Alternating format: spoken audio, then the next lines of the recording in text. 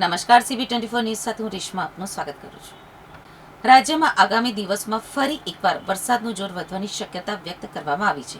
હવામાન નિષ્ણાત અંબાલાલ પટેલના જણાવ્યા અનુસાર દેશભરમાં 5 હવામાન પ્રણાલીઓ સક્રિય થતા ગુજરાતના અનેક વિસ્તારોમાં વરસાદી માહોલ જામશે. ખાસ કરીને 30મી જુલાઈથી 3જી ઓગસ્ટ દરમિયાન રાજ્યના કેટલાક વિસ્તારોમાં ભારેથી અતિભારે વરસાદ પડી શકે છે.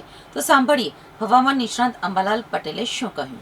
તારીખ આગામી 48 કલાકમાં ગુજરાતના 20 ભાગોમાં હળવા વરસાદી ઝાપટા પડવાની શક્યતા રહેશે, જેમાં પંચમહાલના ભાગો, પૂર્વ ગુજરાતના ભાગો અને સૌરાષ્ટ્રના ભાગોમાં પણ હળવા વરસાદ ઝાપટા પડવાની શક્યતા રહે. પશ્ચિમ સૌરાષ્ટ્રના ભાગોમાં પણ હળવા વરસાદ ઝાપટા પડવાની શક્યતા રહે. દક્ષિણ ગુજરાતના ભાગોમાં પણ હળવા ભારે વરસાદ ઝાપટા પડવાની શક્યતા રહે.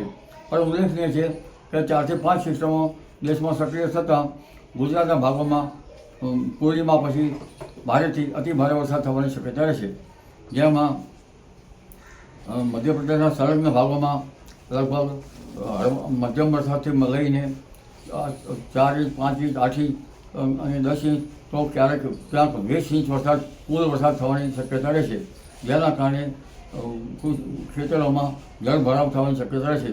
કેટલાક વોકડા નદીઓમાં પાણી આવવાની શક્યતા રહેશે અને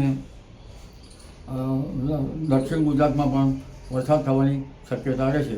ઉત્તર ગુજરાતના ભાગો, મધ્ય ગુજરાતના ભાગોમાં પણ વરસાદ થવાની શક્યતા છે.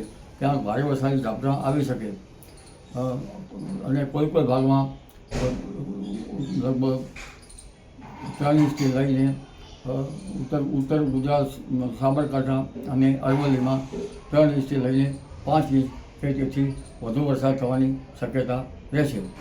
આ ઉપરાંત 8 ઓગસ્ટ આસપાસ બંગાળ ખાડીમાં એક સિસ્ટમ સક્રિય થશે, એટલે ધીરે ધીરે સિસ્ટમના કારણે વરસાદ આવવાની શક્યતા રહેશે. તે પૂર્વે 5 ઓગસ્ટથી 14 ઓગસ્ટ વચ્ચે દક્ષિણ ગુજરાતના ભાગોમાં ભારેથી અતિભારે વરસાદ થવાની શક્યતા રહેતા તાપી નદીનું જળસ્તર વધવાની શક્યતા રહેશે. મધ્યપ્રદેશના ભારે વરસાદ થતાં નર્મદાના જળસ્તરમાં વધારો થવાની શક્યતા રહેશે. ઓગસ્ટ માસમાં હિન્દ મહાસાગરનું હવામાન સાનુકૂળ રહેતા ઓગસ્ટ માસમાં પણ સારો વરસાદ થવાની શક્યતા રહેશે.